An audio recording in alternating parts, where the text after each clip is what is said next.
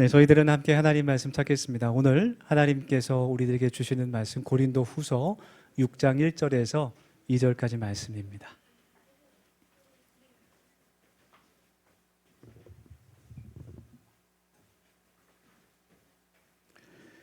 우리 두 절 말씀인데요. 우리 같이 처음부터 끝까지 1절, 2절 한 목소리로 같이 읽으면 좋겠습니다. 같이 읽겠습니다. 우리가 하나님과 함께 일하는 자로서 너희를 권하노니 하나님의 은혜를 헛되이 받지 말라. 이르시되 내가 은혜 베풀 때에 너에게 듣고 구원의 날에 너를 도왔다 하셨으니 보라 지금은 은혜 받을 만한 때요 보라 지금은 구원의 날이로다. 아멘. 네, 우리 함께 하나님의 말씀 나누면서 먼저 옆에 분 뒤에 분들 인사하며 교제하겠습니다. 이렇게 인사할까요? 또 계절이 계절이니만큼 은혜로 풍성한 가을 되세요. 그렇게 인사하면 참 좋겠습니다. 네. 우리 인생이 하나님의 은혜로 풍성해지는 그런 이 아름다운 계절이 되기를 원합니다. 아프리카에서 선교하시는 한 선교사님의 이야기예요. 네, 아프리카에 에스와틴이라는 곳이 있는데 그곳에서 사역하시는 선교사님의 글을 읽은 적이 있습니다. 특별히 이분은 그곳에서 굶주리고 있는 그 아프리카 원주민들에게 무료로 음식을 배급하는 그런 사역을 주된 사역으로 힘써 하십니다. 그런데 정말 아무런 조건도 없이 어떠한 대가도 없이 무료로 이 마을 저 마을을 다니시면서 음식들을 나눠주실 때에 참 재정적으로 많이 힘들기도 하고 또 어떨 때는 그냥 무료로 나눠주기 때문에 마치 받는 사람들이 당연하게 혹은 이렇게 국가에서 제공하는 것처럼 너무나 당연하게 감사한 마음 없이 받아갈 때도 많이 있다는 거예요. 그래서 그 선교사님을 후원하는 또 교회나 또 단기 선교를 와서 그 사역을 함께 했던 분들이 그 선교사님에게 선교사님 정말 조금이라도 정말 한 10분의 1이라도 그 음식 값을 받으시는 것이 어떻습니까? 정말 그냥 무료로 나눠주는 것보다 받는 사람들도 귀중함을 알 수 있도록 그리고 선교사님의 정말 너무 어려운 이 재정 문제도 좀 도움이 될 수 있도록 조금이라도 돈을 받으시는 것이 좋겠습니다. 그런 조언을 많이 했다 그래요. 아무래도 이제 정말 어려운 형편 가운데 사역을 이어나가시는 그 선교사님을 걱정하면서 조언한 것일 겁니다. 그런데 그 선교사님은 이사야 55장 1절 말씀을 이제 함께 그분들과 나누면서 기억하면서 내가 하나님께 받은 은혜가 하나님께서 내게 주신 은혜가 아무런 조건도 없었고 내가 그것을 위해서 어떠한 값도 치르지 않았다는 것을 내가 확신하기 때문에 그 사람들에게 어떤 것도 요구하지 않을 것입니다. 그렇게 대답했다 그래요. 이 이사야 55장 1절 말씀을 보면 값없이 와서 먹으라, 사 먹으라 그런 말씀이 나와 있습니다. 여러분 그 지불하지 않고 어떠한 값도 없이 사 먹는다는 것이 좀 이렇게 문법적으로 이상한 것 같아요. 값을 지불하지 않으면 그냥 받는 것이죠. 산다고 이야기하지 않습니다. 얻는다고 말합니다. 그런데 값을 치르지도 않고 사 먹으라 그렇게 하나님께서 말씀하셨습니다. 이렇게 생각할 수 있을 것 같아요. 예를 들어서 제가 제일 사랑하는 막내 인호가 짜장면을 먹고 싶어 합니다. 내리사랑이라고 이제 내려갈수록 더 이쁘죠. 그래서 시간이 맞지 않아서 제가 먼저 짜장면 집에 가서 돈을 지불한 거예요. 이따가 이제 아들이 올 텐데 오면 짜장면 한 그릇을 주시기 바랍니다. 돈을 먼저 냈어요. 그래서 이제 인호한테 전화하죠. 학원 끝나고 어디 짜장면 집으로 가서 짜장면 시켜 먹으면 돼. 그래서 인호가 가서 짜장면을 시켜서 먹었습니다. 분명 제 아들은 짜장면을 사 먹었어요. 네, 얻어먹은 것이 아니죠. 사 먹었는데 돈은 내지 않았습니다. 네, 그것은 제가 이미 값을 다 치렀기 때문입니다. 사 먹었지만 돈은 내지 않았어요. 그 하나님의 은혜가 바로 이런 것이다 말씀하고 있는 거예요. 돈 없이 값 없이 살아가는 것은 하나님께서 하나님 편에서 이미 그 값을 다 지불하셨다는 그러한 의미입니다. 우리는 거저 사 먹으라는 것이죠.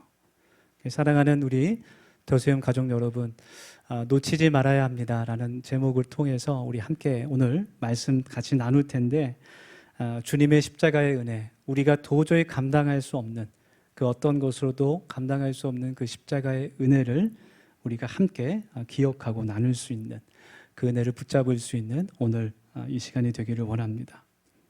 그래서 성도들, 하나님의 교회는 은혜로 살아가야 합니다. 그 교회사를 보면 우리가 얻을 수 있는 것이, 깨달을 수 있는 것 중에 하나가, 개인이든지 민족이든지 하나님의 은혜를 받게 되면, 하나님의 은혜를 체험하게 되면 어떠한 어려운 일이 있어도 그것을 이길 수 있는, 또 그것을 견디고 또 지나갈 수 있는 힘을 얻게 된다라는 거예요. 그래서 우리는 우리의 인생 가운데 어려운 고비를 만났을 때, 내가 도저히 감당할 수 없는 그런 일들을 겪을 때 하나님의 은혜를 붙잡고 살아가야 합니다. 그래야 그것들을 우리가 이겨낼 수 있게 됩니다.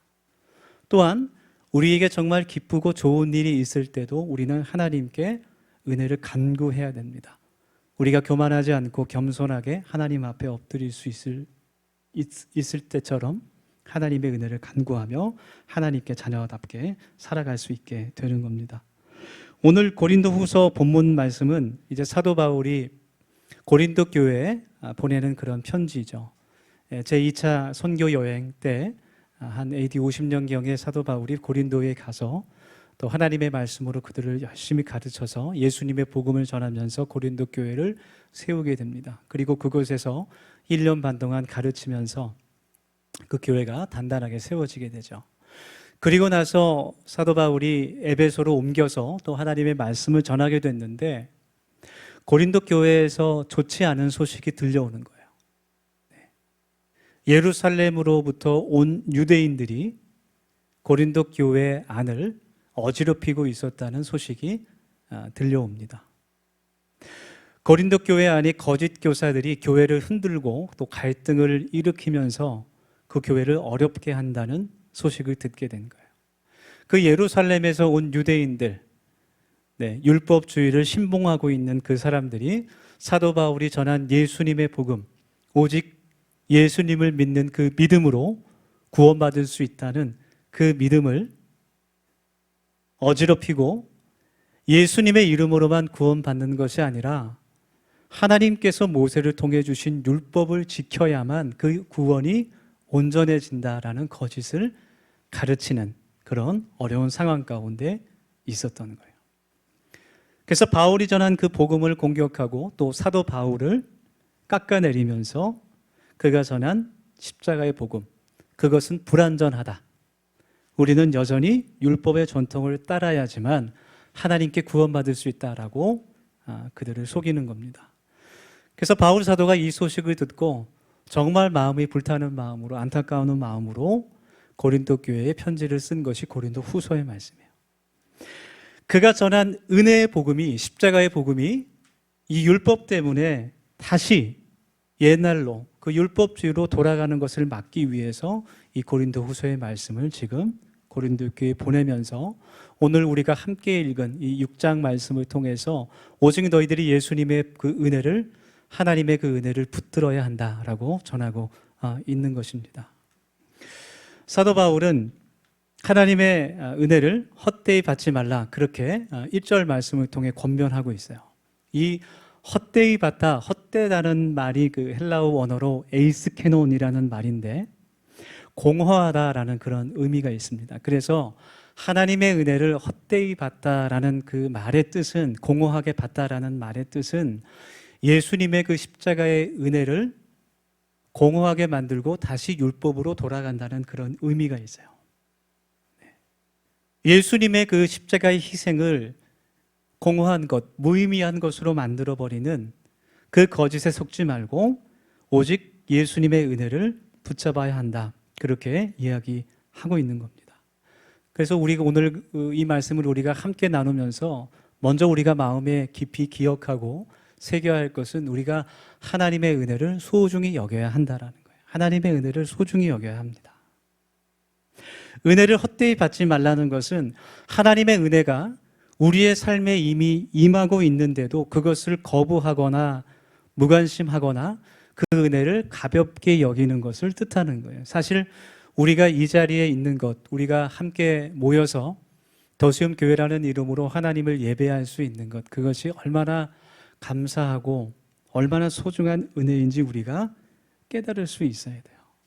네, 제가 이번 주에 이제 기도하면서 우리 교회를 생각하면서 또 함께 예배하고 교회를 세워나가는 우리 지체들 한 명 한 명, 또 우리 아이들 티움부터 시작해서 한 명 한 명 기억하면서 또 기도하면서 하나님께 얼마나 감사했는지 몰라요. 우리가 함께 모여서 교회를 세워나가고 또 하나님의 말씀을 나누고 또 복음을 전할 수 있고 하나님을 찬양할 수 있는 것, 그것이 얼마나 큰 은혜인가라는 그런 기도를 드리게 됐습니다. 하나님의 은혜를 정말 소중하게 여기고 감사해야 됩니다. 그러기 위해서는 우리가 그 은혜가 얼마나 가치 있는 것인지, 그 은혜가 얼마나 귀한 것인지를 우리가 먼저 깨달아야 하는 거예요. 우리의 삶에 하나님의 은혜가 얼마나 풍성한지 우리가 알아야 됩니다. 우리 귀한 어린 자녀들 볼 때마다 그 부모의 은혜를 생각하게 되죠. 정말 엄마 아빠가 하나님의 사랑의 결실로 정말 힘들게 10달 동안 그 안에서 기도하며 태어난 것, 그 아이들이 그 엄마 아빠의 은혜를 어릴 때는 기억하지 못하지만, 알지 못하지만 성장하면서 자라면서 또 성숙하면서 깨닫게 되는 것처럼 우리들도 하나님께서 우리에게 이미 주신 그 많은 은혜들을 점점 더 깊이 넓게 깨달아야 한다라는 거예요.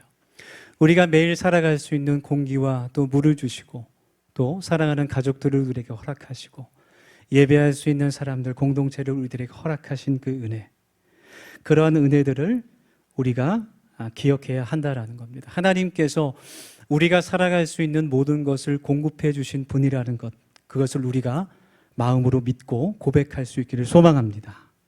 그러한 은혜들을 소중하게 생각하지 못하고 감사하지 못하게 되면 결국 그 은혜를 우리가 잃어버리게 됩니다. 성경 말씀을 읽어보면 하나님께서 주신 그 은혜를 잃어버린 사람들의 이야기가 자주 나오게 돼요. 하나님의 놀라운 기적과 은혜를 체험했음에도 불구하고 그것을 쉽게 잊어버리거나 가볍게 여긴 사람들의 이야기가 나오게 됩니다. 하나님의 놀라운 기적을 경험하고 이집트에서 탈출한 이스라엘 백성들, 그 사람들이 광야를 걸어가는 가운데 굶주리게 되고 또 목마르게 되자마자 하나님을 원망하고 불평합니다. 하나님께서 그들을 그 애굽에서 노예에서 자유하게 하시고 하나님을 예배할 수 있는 그 자리로 또 약속하신 그 가나안 땅으로 인도하고 계심에도 불구하고 그 은혜를 깨닫지 못하고 기억하지 못하고 불평을 하게 되는 거예요. 그래서 그 불평하는 사람들이 하나님의 약속의 땅에 들어가지 못하고 광야에서 그 생을 마감하게 됩니다. 또 예수님께 치료받았던 10명의 나병 환자 가운데 단 한 명만이 예수님께 다시 돌아와서 그 은혜를 감사하며 엎드려 경배했어요. 나머지 9명의 사람들은 자신이 그 나병이 문둥병이 나았다는 기쁨에 취해서 그 병을 치료해 주신 예수님을 기억하지 못했습니다. 그 은혜를 간직하지 못했습니다. 구원의 은혜를 잃어버리게 됐습니다. 그래서 은혜를 잃어버린 사람은 그 삶에서 열매가 나타나지 않습니다. 하나님의 말씀이 듣는 것에서 그냥 끝나게 되고 그 삶에 아무런 변화가 없고 믿는다고 하면서도 그 삶에서 열매를 맺지 못하는, 세상에 속해서 욕심만으로 살아가는 성도가 되는 거예요. 우리 더시움교회 모든 가족들은 그렇게 되어서는 안 됩니다. 여러분, 은혜를 주시는 분은 하나님이십니다. 아멘. 그래서 은혜를 받는 자는 하나님의 자녀가 된 우리들이고 우리들의 인생들입니다. 은혜를 주시는 하나님도 또 은혜를 받는 우리들도 하나님의 형상대로 지음받은 인격적인 존재이기 때문에 하나님께서 우리와의 관계를 통해서 인격적인 하나님께서 우리들에게 은혜를 베풀어 주십니다. 그래서 하나님의 은혜라는 것은 하나님과의 인격적인 관계를 통해서 우리가 받게 되는 거예요. 그래서 우리가 하나님의 은혜를 받을 때에, 깨달을 때에 그 은혜가 얼마나 소중한 것이고 또 그 은혜를 나에게 주신 하나님께 감사하는 마음을 표하고 고백하게 되면 하나님께서 그 관계를 통해서 우리들에게 더 큰 은혜와 감사의 제목들을 주시게 되는 겁니다. 우리들에게 더 큰 은혜를 예비하십니다. 그러나 우리가 하나님의 은혜를 귀하게 여기지 않고 또 그것을 우연으로 여기거나 또 가볍게 여기거나 혹은 그것을 마치 나의 공로로 내가 노력했기 때문에 마땅히 받아야 할 것으로 생각한다면 그것은 마치 지금 예루살렘에서 온 유대인들이 가르치는 거짓 교훈과 똑같다라는 거예요.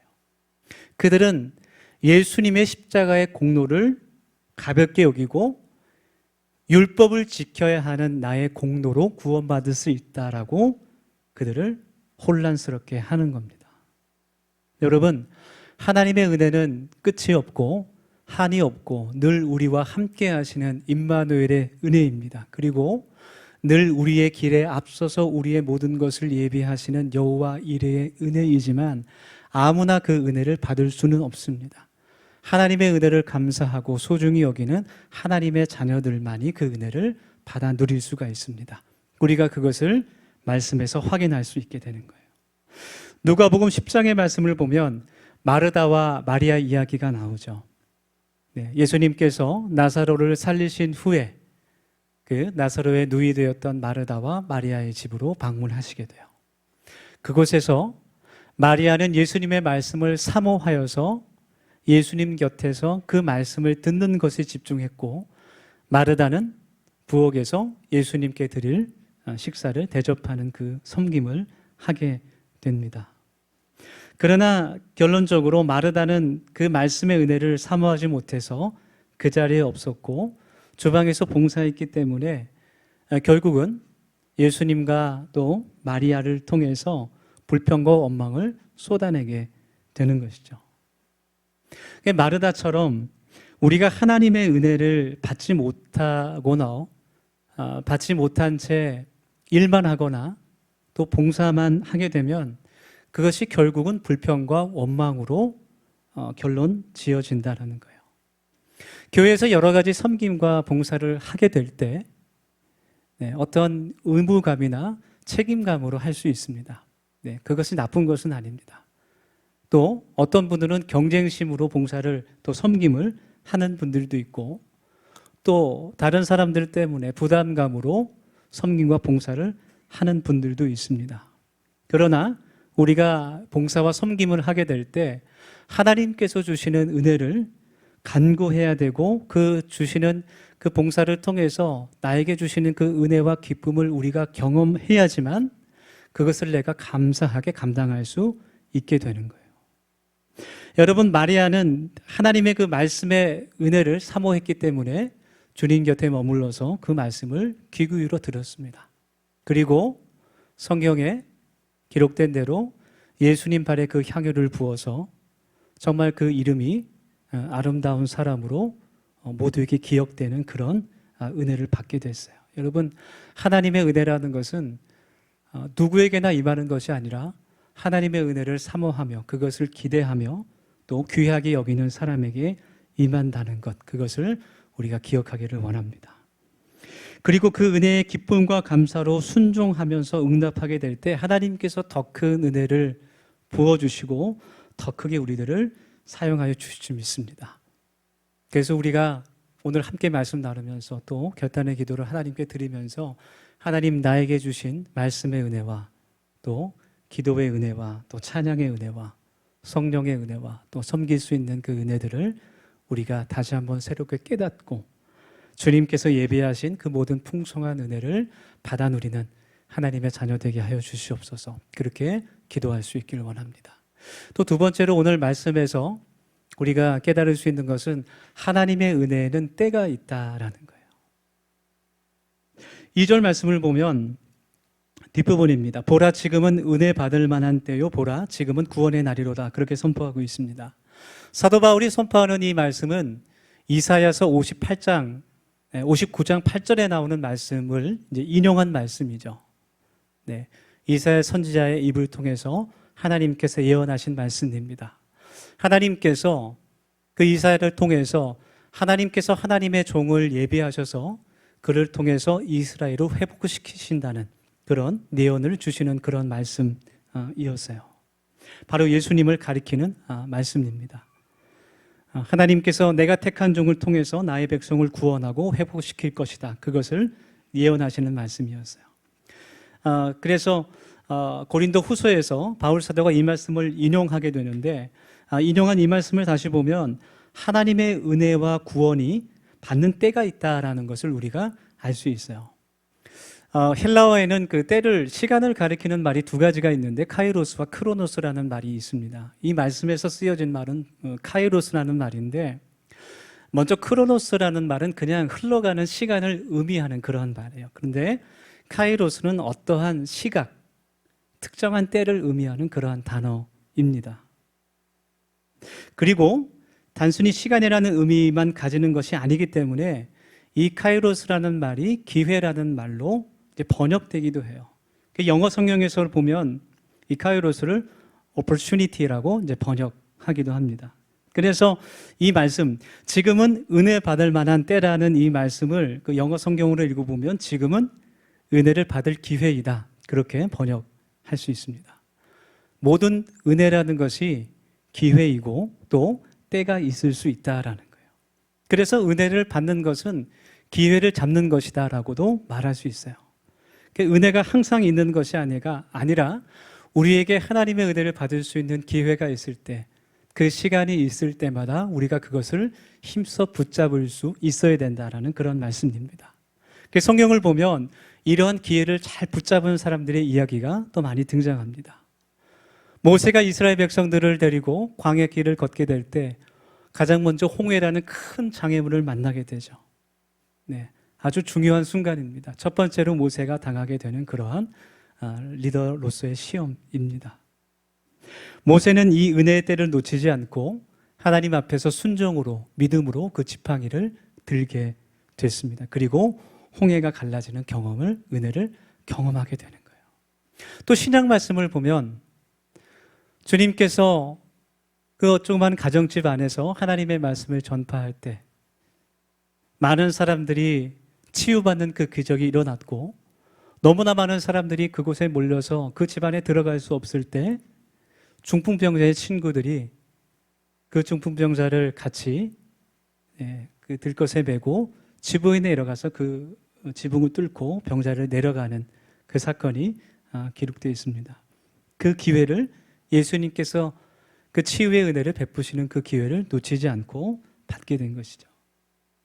또 여리고의 장님이었던 바디메오는 예수님께서 그 마을을 지나가신다는 소식을 듣고 그 기회를 놓치지 않고 모든 창피와 수고를 마다하고 예수님 앞에 달려가서 다윗의 자손 예수여 나를 불쌍히 여기소서, 그 고백을 예수님께 드림으로 눈을 뜨게 되는 그 기적을, 은혜를 체험하게 되는 겁니다. 여러분, 은혜라는 것은 기회입니다. 은혜라는 것은 하나님의 정한 때가 있다라는 거예요. 그래서 간절한 마음으로 그 은혜를 붙잡아야 그 은혜가 나의 소유가 될 수 있습니다. 하나님께서 교회를 통해서 여러 가지 봉사와 또 섬김을 우리들에게 허락하시고 또 예배와 기도회와 또 말씀으로 우리들에게 은혜를 베푸실 때에 우리가 그것들을 거절할 수 있는 수만 가지 이유가 있어요. 정말 많은 이유들이 있습니다. 그 은혜 때를 외면할 만한 많은 이유들이 우리에게 많이 있지만, 그럼에도 불구하고 그 하나님의 은혜를, 그 기회의 때를 꽉 붙잡을 수 있는 우리 복된 더세움 가족들이 되기를 소망합니다. 이스라엘 광야에 피는 그 꽃들을 보면 정말 신비롭다 그래요. 광야에는 비가 잘 오지 않습니다. 우기 때만 비가 오게 되는데 사막 기후이기 때문에 2, 3주 동안에만 큰 비가 쏟아지게 됩니다. 그때와 기회이기 때문에 그곳에 자라는 꽃과 식물들은 그 우기 동안 최대한 많은 물을 흡수해서 성장해야 됩니다. 그래서 어떤 꽃은 그 우기 짧은 시간 동안 자신이 할 수 있는 것만큼 최대한 물을 빨아들여서 싹을 틔우고 꽃을 맺고 열매까지 맺는다 그래요.